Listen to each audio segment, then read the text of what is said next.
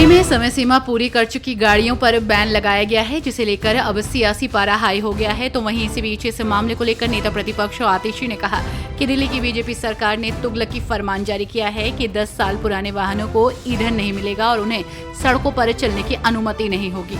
दिल्ली के आम लोग दफ्तरों में आने जाने के लिए दोपहिया वाहनों का इस्तेमाल करते हैं, अब वे क्या करेंगे। जम्मू कश्मीर के उपराज्यपाल मनोज सिन्हा ने सभी जिला एसएसपी और उपायुक्तों को आतंकी मामलों को फिर से खोलने और जांच का आदेश दिया है। उन्होंने आम कश्मीरियों की हत्या में शामिल सरकारी कर्मचारियों के खिलाफ कार्रवाई करने का निर्देश दिया है। उपराज्यपाल ने आतंक पीड़ितों के लिए एलजी सचिवालय में एक विशेष प्रकोष्ठ स्थापित करने और टोल फ्री नंबर जारी करने का भी ऐलान किया है। कोलकाता में कथित गैंग रेप की घटना पर भाजपा नेता दिलीप घोष ने कहा कि तथ्य अभी भी सामने नहीं आ रहे हैं और टीएमसी उन्हें दबाने की कोशिश कर रही है। टीएमसी के छात्र नेता ही दोषी हैं। वे 10-11 साल लॉ कॉलेज में रहे हैं। पास आउट होने के बाद भी वे वहां नेता हैं।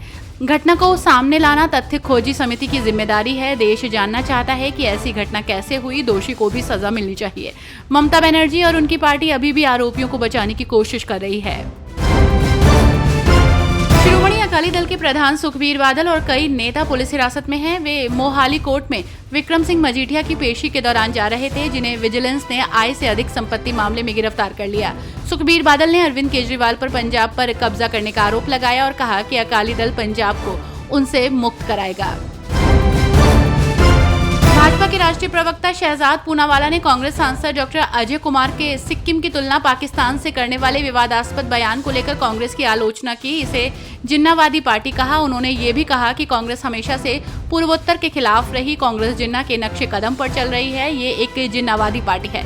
जैसे जिन्ना चाहते थे कि एक इस्लामिक राज्य हो और भारत का विभाजन हो, कांग्रेस पार्टी कुछ हिस्सों में शरिया इस्लामिक राज्य की वकालत करती है और वो भारत के टुकड़े टुकड़े चाहती है। अपने बयानों को लेकर अक्सर चर्चा में रहने वाले शिवसेना यूबीटी के नेता संजय राउत ने बड़ा बयान दिया। दिल्ली में राष्ट्रीय स्वयंसेवक संघ की बैठक और भारतीय जनता पार्टी को लेकर शिवसेना के नेता संजय राउत ने कहा कि आरएसएस और बीजेपी भाई की तरह हैं। अगर आरएसएस चाहे तो वो बीजेपी को सबक सिखा सकता है। साथ ही बीजेपी की ताकत आरएसएस कार्यकर्ताओं के प्रयासों की वजह से है। कांग्रेस विधायक अजय धर्म सिंह ने कांग्रेस विधायक बीआर पाटिल की सीएम सिद्धारमैया के बारे में भाग्य लॉटरी टिप्पणी का बचाव किया और कहा कि उन्होंने सीएम सिद्धारमैया के खिलाफ कोई बयान नहीं दिया। सीएम के खिलाफ कोई बयान उन्होंने नहीं दिया। मैंने वो क्लिप देखी है जिसमें वो कहते हैं कि ये एक भाग्यशाली लॉटरी थी। जाहिर है अगर आपको किसी राज्य का सीएम बनना है तो भाग्य एक महत्वपूर्ण भूमिका निभाता है। उत्तराखंड कैबिनेट ने बड़ा फैसला लेते हुए रेशम कोकून के न्यूनतम समर्थन मूल्य में वृद्धि को मंजूरी दे दी है। ए श्रेणी के कोकून की कीमत 400 रुपए प्रति किलो से बढ़कर 440 रुपए हो गई है। इसी तरह बी-सी और डी ग्रेड के कोकून की कीमतों में भी वृद्धि हुई है। बैठक में आपदा प्रबंधन विभाग ने राज्य में आपदा से निपटने के लिए उठाए गए कदमों पर प्रस्तुति दी।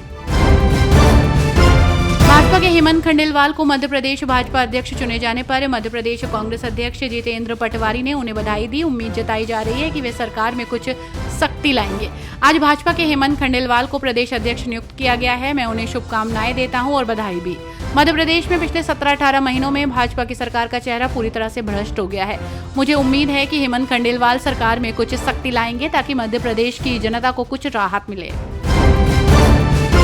भारतीय क्रिकेटर मोहम्मद शमी से जुड़ी एक अहम खबर सामने आई है। दरअसल उन्हें अब रखरखाव खर्च के रूप में हर महीने पत्नी बेटी को 4 लाख रुपए देने होंगे।